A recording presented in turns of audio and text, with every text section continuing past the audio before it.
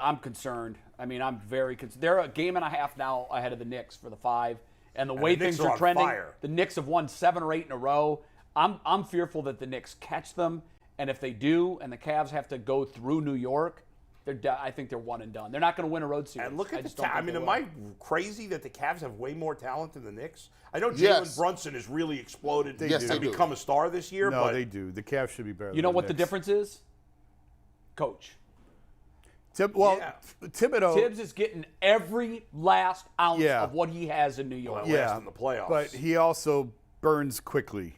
He does. He's kind of like John Gruden. He's going to grind and grind and grind, especially his stars, and they all turn on him eventually. Now, maybe he's learned. I think I mentioned this story before. When he took a year from coaching, he came to ESPN and worked with us, and I was talking with him once about, so I know you know this isn't your last chapter for coaching. What happens in between your last stop and your next stop?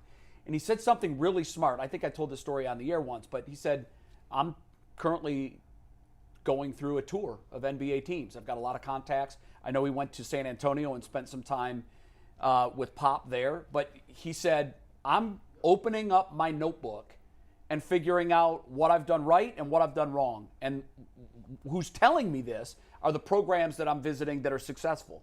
So that always told me that he was open to that, because that was always one of the criticisms, that he just kills his guys. Right. And I don't know. Hopefully he has learned from that. Hopefully he has adjusted for them. But I'm stunned at what he's getting out of that group, because I think you started this segment with the question, I don't know, are they better than us?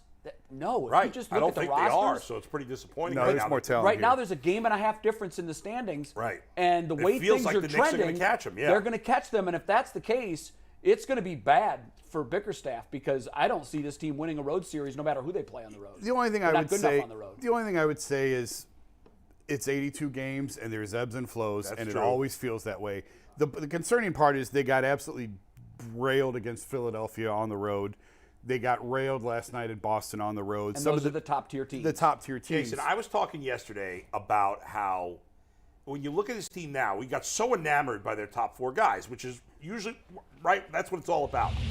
But the others are such blob players with no upside. Their bench should be better than what it is. Yeah, right? And I can't, and Rubio's coming off the knee, and everyone kept telling me, you can't really judge him this year. It's next year, the first year back from ACL. It is what it is. It's really your second year back when you regain your legs. They got nobody with upside on the bench, do they? I mean, Karis LeVert, Ricky Rubio, and Kevin Love coming into the year should have been enough to give you a pretty good bench. Those are 3 pretty good veterans who should be able to help you. And obviously we know what happened with Kevin, but they should be better. They should be deeper than what they are. They are very top heavy and relying on those 4 guys. Yeah. And I don't like when they play. I know Mikey was talking about this. I don't like when Donovan says, screw it, give it to me and get out of the way. Yeah, because that's a losing formula. For me, and I've said this before, I don't care about regular season games. It doesn't matter. And just because, no one's talking anymore about the games that the Cavs beat Boston in November, right? Remember how excited everyone was about, oh my God, they beat Boston. I'm like, all right, well, it's November. Who cares? Right. Well, now it's March and everyone's like, oh my God, look at how bad And we won't be talking about these games in a month. But the regular season is about building habits. Build good habits, because in the playoffs, they're going to get the ball out of Donovan's hands. They're going to double him. They're going to blitz him on pick and rolls. Well-coached teams are going to take away what you do best. That's standard formula. So now what else do you got? And for the Cavs to just every time they get down, they just say, screw it, give it to Donovan, get out of the way. I don't think that they're going to get very far playing that way. I think offensively, they're really tough to watch offensively. To me, I don't know what they're running.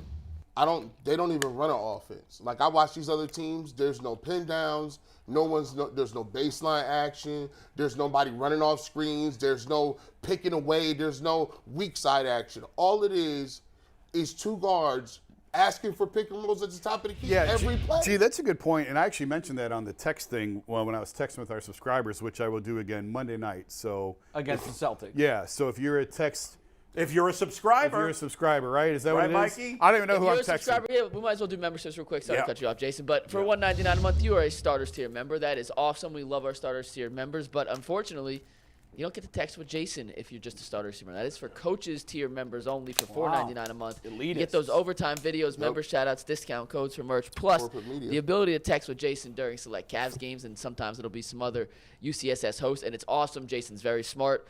Allegedly, he is very smart, and he definitely makes you a smarter basketball fan. By the way, I think we did just add, though, for the $1.99 members, they get the text with the homeless guy that told Jimmy to draft Johnny Manziel. Yeah, that's the who they get the $1.99 text version. with. But to G's point, I mentioned this on one of those text things.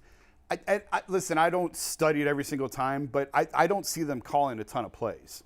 And it is a lot of times of just sort of freewheeling and pick and roll basketball. And that's not always a bad thing, but sometimes I think, especially with young teams, you do need a little bit more structure. And you do need call a horn set, call some of these more basic, Right. and help some of these guys. If you want Evan Mobley to get the ball, call something for him, right? I've said, they got to get him touches in the first half. That's it. The thing is Evan Mobley, like we keep talking about the rest of the bench and all that. When you watch where the Cavs need to be, Darius Garland is around 19, 20 points, 8, 9, 10 assists. Evan Mobley is up around 18, 19, 20 points, 12 rebounds. If they don't get that level of production from him and even Jared Allen, they're not going to win. They need him to be a guy. Don't we know where this is headed, unfortunately? This is headed to a first-round exit and JB getting fired. That's what it feels like to right. me. Is it headed that way? I You don't had to know bet if right he's. now? I don't know if he's fired on a first round exit. Really? I don't. 2 collapses in a row? I'll have more to say on. I'm trying to be patient. I'll have Okay. more to say on this if that happens, but I'm warning you now. The uncomfortable Donovan conversations are coming a lot faster What you than anyone mean? wants to admit. I keep trying to tell people.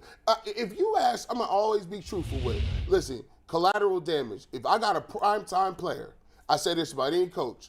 If Myles Garrett want to roll out, guess who I'm getting rid of? Myles Garrett, the pass rusher, or the coach? Bye, coach. I can get me No, somebody. but No, what but that's Jason's not why. saying. That's not. It's not. Okay, a so coaching you've teased situation. us. What are you talking What you about? talking about? Well, Do not get yourself in trouble, Jason. I will not let you. no, I'm not going to get myself in trouble, but It's out there. no, I think, listen, he's got 3 years of control left. So you've got this year, next year, and the year after where you can control him. And then he can leave. So really you have 2 years. You have this year and next year. And then you have one more year of control, and you have to decide if you're going to push all in and play it out and risk the opportunity of him leaving in free agency, or you trade him and recoup as many assets as you can. Right. So you really have this year and next. And that's why I say this uncomfortable Donovan conversation, if they get bounced in the first round this year, is coming a lot faster than people realize. Well, that's why I co-sign what Bull said. This is not a year that they absolutely, for their development down the road, they need 2 playoff series. Yeah, I think They it's just a disaster do. if they get knocked because out in the first if round. if you're taking these baby steps of, well, we were a play-in team, but we didn't get a series. We were a series, but we got bounced in the first round. Bye-bye Donovan. Like, Yeah. No. But the flip side of that there's got to be is urgency here. I agree. But like Darius, Evan, and Jarrett is a pretty good.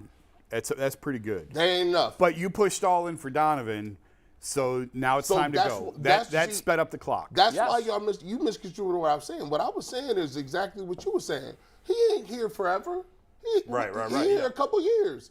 And so you use all of these assets to think about it. If you put the trade up for Donovan Mitchell and Deshaun Watson, them trades look a lot alike when you talk about the capital, right? The Cavs gave up a lot in this deal, including Laurie Marketing. So my thing is, if they ain't getting it done this year, that means you got Well, next year. I think it's a big difference, though, because in the NFL, quarterbacks stay if the team wants them. Okay, but they still gave up a lot.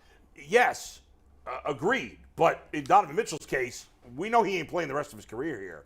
Whereas if Deshaun Watson's good, I assume he's going to play the rest of his career here. I would not make that assumption. I don't know that. I would not make that assumption. No. Guys don't force their way out in the NFL like they do in the NBA. Sure they do. Lamar Jackson. He's not forcing his way out. He kind of is.